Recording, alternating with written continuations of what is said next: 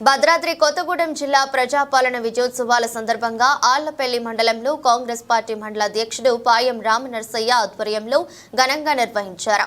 ఈ కార్యక్రమంలో ముఖ్య అతిథిగా పినపాక ఎమ్మెల్యే పాయం వెంకటేశ్వర్లు పాల్గొని వివిధ గ్రామాల్లో అభివృద్ధి కార్యక్రమాలను ప్రారంభించారు.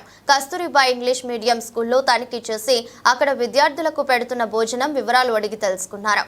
25 మంది లబ్ధిదారులకు కళ్యాణ్ లక్ష్మి షాదీ ముబారక్ చెక్కులను పంపిణీ చేశారు. వివిధ కారణాలతో మరణించిన కుటుంబాలను పరామర్శించారు. ఈ కార్యక్రమంలో అధికారులు, మాజీ ఎంపీపీ, మాజీ సర్పంచ్లు, కాంగ్రెస్ పార్టీ నాయకులు, కార్యకర్తలు పాల్గొన్నారు. నాటి కార్యక్రమానికి అధ్యక్షత వహిస్తున్నటువంటి కాంగ్రెస్ పార్టీ ఆళ్లపల్లి మండల అధ్యక్షులు పాయం రామనర్సయ్య గారు, వేదిక మీద ఉన్నటువంటి పెద్దలందరికీ, ఈ కార్యక్రమంలో పాల్గొన్నటువంటి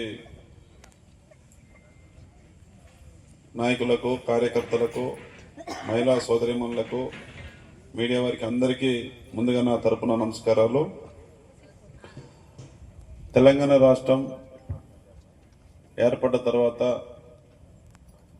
ప్రజాప్రభుత్వం,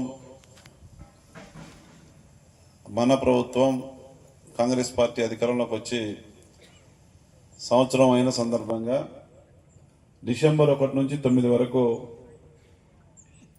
ఈ సంవత్సర కాలంలో ప్రభుత్వం చేసినటువంటి పథకాలను ప్రజలకు వివరిస్తూ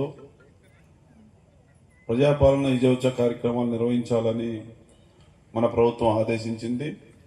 ఆ మేరకు ఈ రోజున ఈ కార్యక్రమం ఏర్పాటు చేశారు.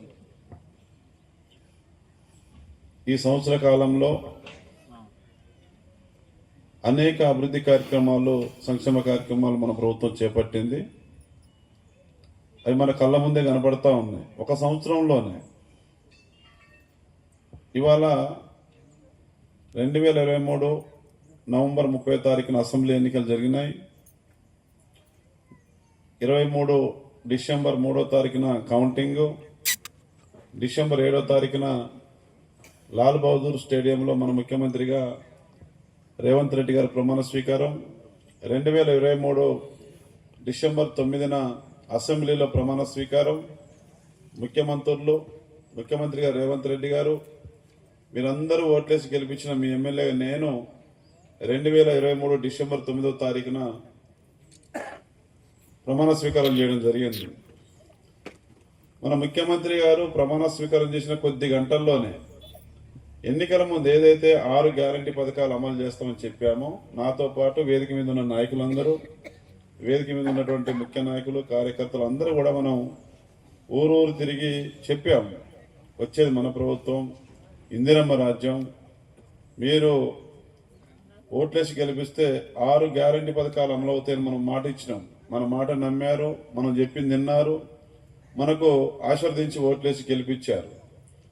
మామూలు మెజార్టీ కాదు. అసెంబ్లీకి మన నియోజకవర్గ చరిత్రలో ఎప్పుడు కూడా అంత మెజార్టీ రాలా. 35,000 ఓట్ల మెజార్టీ ఇచ్చినారు. అది మామూలుది కాదు. భవిష్యత్తులో అంత వస్తారో అది ఎవరికి కూడా నాకు తెలియదు. కానీ ఇవాళ ప్రమాణ స్వీకారం చేసిన కొద్ది గంటల్లోనే మన ముఖ్యమంత్రి గారు మొట్టమొదటిది మహిళల పట్ల